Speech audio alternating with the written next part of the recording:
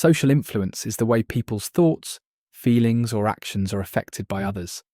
This can happen in many situations, like when someone changes their opinion to fit in with a group, or follows a rule because someone in authority told them to.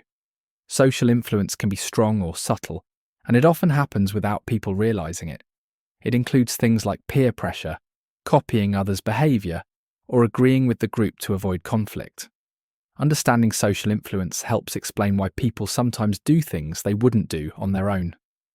Normative social influence happens when someone changes their behavior to fit in with a group and avoid being judged or left out.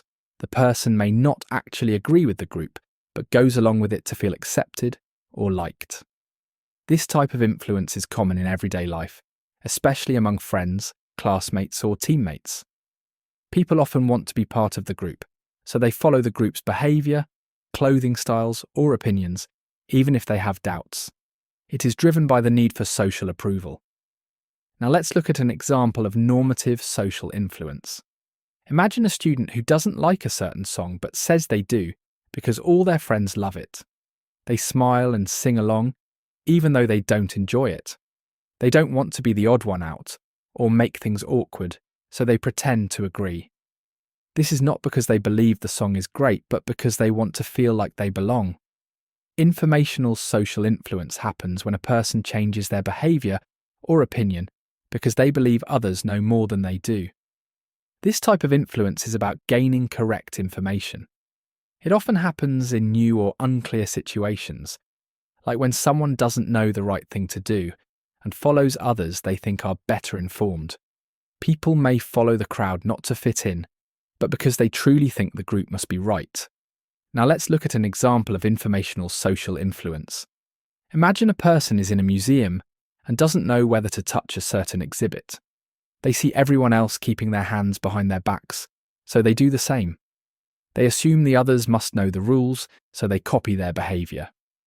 This isn't about wanting to fit in, it's about believing that others have the correct answer. Now let's look at some strengths of social influence theory.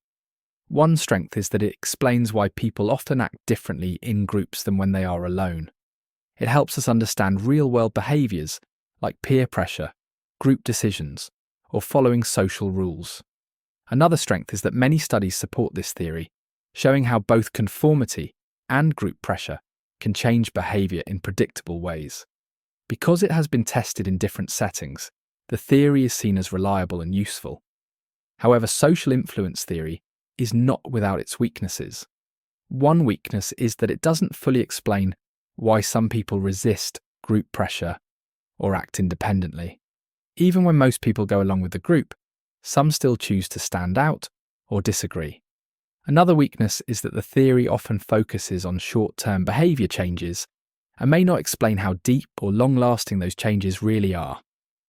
People might only act a certain way around others, but go back to their usual behaviour when alone.